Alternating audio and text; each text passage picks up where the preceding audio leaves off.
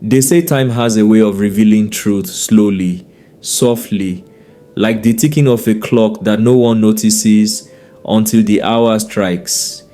In the restless heart of Lagos, where laughter and struggle share the same street, there lived a young woman named Lara, gentle in speech, graceful in silence.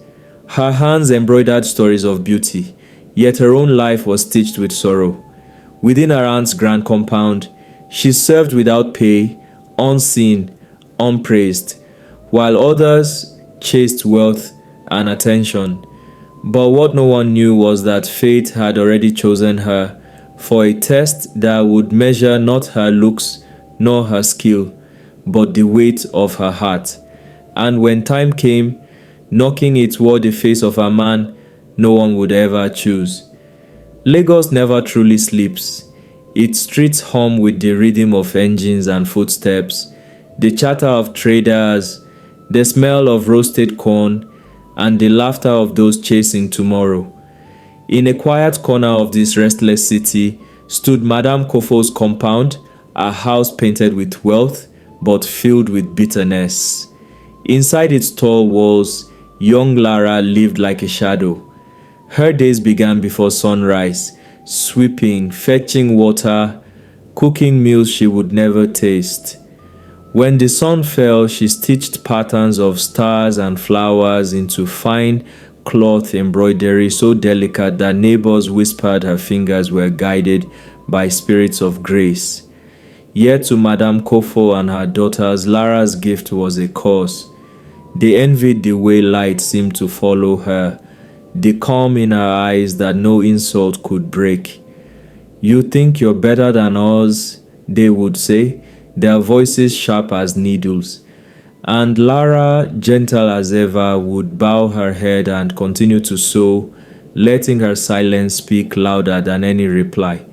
Suitors often came to visit young men with polished shoes, heavy perfumes, and promises of comfort. They came for the cousins, but their gaze would drift toward the quiet girl by the window, her hands moving like poetry over cloth. Each time Asuto's eyes lingered, Madame Kofo's smile faded.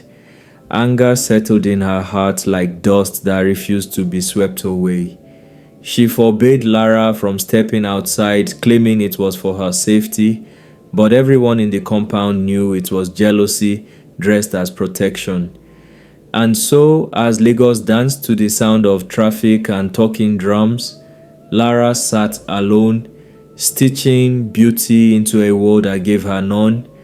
What she did not know was that beyond the compound gates, destiny had already taken notice of her and was quietly waiting for the hour her life would change. Days turned into weeks, and the walls of Madam Kofo's compound grew heavier with whispers. Each market day brought new visitors, young men eager to boast, to show off their wealth, to find a wife who would decorate their lives like fine china. They came with smiles and stories, but their laughter always softened when their eyes found Lara. She never spoke much, yet something in her silence drew them closer, like a quiet melody only the honest could hear. Madam Kofo saw it all. Every lingering glance, every word of praise that wasn't meant for her daughters burned her pride. Her tongue became sharp, her heart harder. "Don't you dare smile at them," she would hiss. "You think they'll marry a girl with nothing, a girl who scrubs floors?" And Lara, as always, would bow her head, her eyes glistening but calm. Soon the cousins began to mock her openly. "Let her have the next suitor," one sneered. "He'll probably be a beggar." They laughed, but Madame Kofo did not. For in her bitterness, a thought began to form, cruel, perfect, and cold. That evening, as the sun bled into the Lagos lagoon, a man appeared at the compound gate. He was limping slightly, his clothes worn, a small bag of tools hanging from his shoulder. His name was Kola, a roadside clock repairman who fixed timepieces on a wooden table by the bus stop. His eyes were kind but distant, and when he smiled, it carried the quiet of someone who had seen too much of life. Madam Kofo watched him carefully, her mind racing. This man, with his dust and limp, would be her answer. She would make Lara marry him, and the same mouths that once praised her would now whisper in pity. Perfect, she murmured to herself. Let her marry him. Let her shame eat her alive. The next morning, she sent for Lara's uncle, the only man in the family whose word could seal such a deal. With false sweetness, she said, "The poor man has asked for her hand. He'll pay a small token, something simple, just to make it proper." The uncle, weary and careless, agreed. In Lagos, where money speaks louder than truth, no one argued. Lara was told 3 days later. Her hands froze mid-stitch when she heard. She tried to speak, but her voice betrayed her, trembling like the threads between her fingers. "A clock repairman," she whispered. "Yes," Madam Kofo replied, pretending to sigh. "A good man, I'm sure. Don't worry, he won't ask much of you, just obedience." From that moment, time itself seemed to mock her. Every tick of the wall clock in the parlor felt louder, echoing her dread, "Talk, talk, talk." The same sound Kola must have heard every day at his roadside table. Yet deep in Lara's heart, fear began to mix with curiosity, for she had once seen this man before speaking perfect French to a group of tourists, his voice calm and confident, his eyes sharp as truth. And she remembered the book he kept beside his beggar's stick, filled with diagrams of gears and golden hands. That night she could not sleep. She thought of her mother's gentle words, "Never judge a man by the dust on his feet, my child. Sometimes dust hides diamonds." So while Madame Kofo smiled in victory, Lara sat by her sewing window, watching the moonlight touch her unfinished cloth. The ticking continued, steady and patient, as if the clocks of Lagos themselves were counting down to her fate. The days that followed were heavy with silence. The compound buzzed with whispers, tailors sewing wedding clothes in a rush, Madame Kofo boasting to her neighbors that her troublesome niece was finally leaving. "Ah, let her go," she laughed. "Even misfortune has its owner." Lara moved like a ghost through it all, her heart a storm she could not show. She scrubbed floors, fetched water, folded fabrics, but her thoughts wandered to the man who would soon become her husband. She remembered the way Kola's eyes never begged, how his limp did not carry shame, and that book, Advanced Engineering of Timepieces. She had seen it again that morning as she passed by the bus stop. He had been repairing a small clock, the sun warming his face, while he spoke to a group of foreign tourists in perfect French. They had listened, amazed, as he explained the history of a rare timepiece. Lara stood hidden behind a kiosk, her heart thudding in her chest. "Who is he truly?" she whispered to herself. The question haunted her more than the wedding itself. That evening, as she returned home, she found him waiting by the gate. The city around them glowed in gold and rust, streetlights flickering, hawkers shouting, buses groaning under the weight of passengers. Kola looked up as she approached, his face calm, his eyes kind. "You shouldn't be here," she said softly, glancing toward the compound where Madame Kofo's voice carried like thunder. He smiled. "I came to return something." From his bag he pulled a small embroidery needle, one she had dropped days before near his stall. "You left this when you walked past," he said. "You sew beauty into cloth. I fix time. Perhaps the two are not so different. Both require patience. Both tell stories." She hesitated, then asked the question that had been burning inside her. Who are you really? Kola's smile deepened, not with pride but with quiet truth. A man searching for a woman who values heart over gold, he said, and I have found her. For a moment, Lagos seemed to pause. Even the night breeze stopped to listen. Lara felt something shift, the weight of her fear softening into a strange calm. The next morning, the sun rose over the lagoon, bright and indifferent. Madam Kofo barked orders as drums began to sound. The wedding was small, hurried, meant to humiliate. Lara wore a simple wrapper, no jewels, no flowers. Her cousin snickered as she stepped into the courtyard. Kola arrived with quiet dignity, his limp more pronounced than ever, his clothes plain, his eyes steady. The priest began to speak, and the drums grew softer, as if even they were holding their breath. Lara's heart pounded, her mind filled with questions. Was she walking into misery, or into something greater than she could imagine?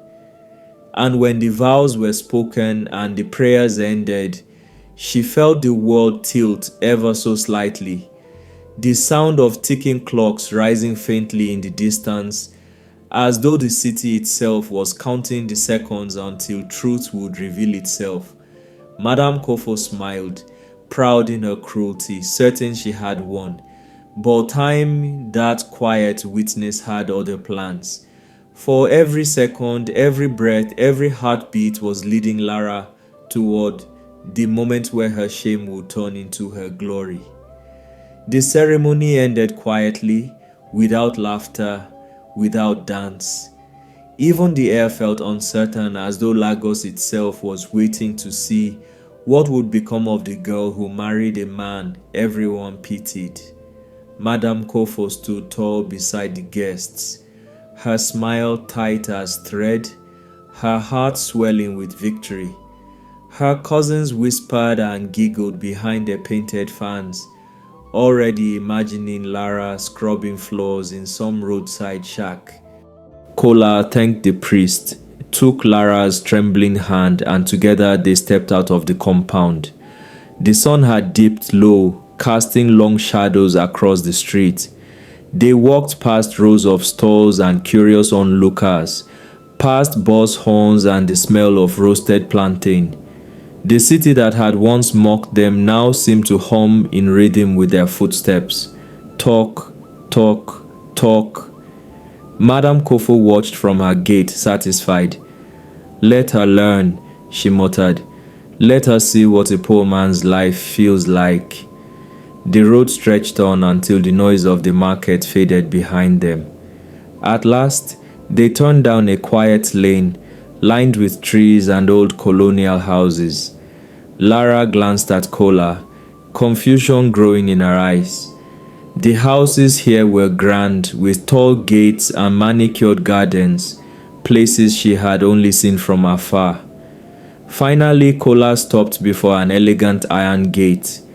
He pressed a small button and the gate swung open with a soft chime.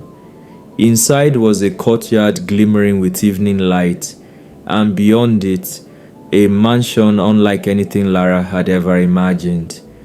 Its walls shimmered faintly with gold accents, and from every room came the gentle ticking of clocks, large and small, their sounds weaving together in perfect harmony. Lara froze at the threshold. Is this? She began. Kola turned to her, the calm in his eyes now touched with quiet pride. Yes, he said, this is my home. He reached up, removed the threadbare cap he had always worn, and with it the shadow of disguise seemed to fall away. His limp softened as he straightened his back, revealing a presence strong and noble. Gone was the dusty roadside clock repairman. In his place stood a man of knowledge and means, one whose name had been spoken in business circles and whispered among engineers, Kola Adeyemi, the inventor who had once built timepieces for governors and kings before vanishing from public life. Lara stood speechless. Her heart raced, her eyes filled with disbelief. Why, why did you hide who you were? She asked softly. Kola smiled, leading her inside. Because I have seen too many faces that love the shine, not the soul. I wanted to find a woman who saw value in the man, not in his gold. You did not turn away when you thought I had nothing. You treated me with kindness when the world offered you shame. That was all the answer I needed. Around them, the room glowed with the quiet beauty of ticking clocks, each one different, yet perfectly in time with the next. The sound was comforting, like the heartbeat of something eternal. Kola continued, his voice soft but steady. Your aunt sold you to humiliation, but you walked through it with grace. You never cursed her, never fought back. Time watched you, Lara, and time rewards those who endure with purity. Lara's eyes brimmed with tears. For the first time, she smiled without fear. The years of pain, the weight of silence, all began to lift, one heartbeat at a time. Back at Madam Kofo's compound, the laughter had stopped. A neighbor ran breathless to the gate, shouting what she had seen, the car that came to fetch Lara, the gate that opened to the mansion, the clock shining through the windows like golden stars. Madam Kofo's face turned pale, her triumph melting into shame. Her daughters wept, realizing that the girl they had mocked now lived the very dream they had chased. From that day, the story of Lara and Kola spread through Lagos like the wind, told by market women, by old men in barber chairs, by children playing by the roadside. They spoke of the girl who chose humility over pride, and the man who tested hearts with dust and time. And when people speak of it even now, they end with the same words: in Lagos, riches fade, beauty dims, but a pure heart always keeps perfect time. And so, time moved on its hands, turning slowly, faithfully, just as it always does. But the tale of Lara and Kola still whispers through the streets of Lagos, carried on the wind between laughter and memory. Tell me, listener, if you were Lara, would you have married the man everyone called poor? Or would you have turned away, never knowing the truth hidden beneath the dust of his feet? Share this story with someone who believes that kindness still holds power, and tell me, which story should time reveal next? One of wisdom, one of love, or one of trickery?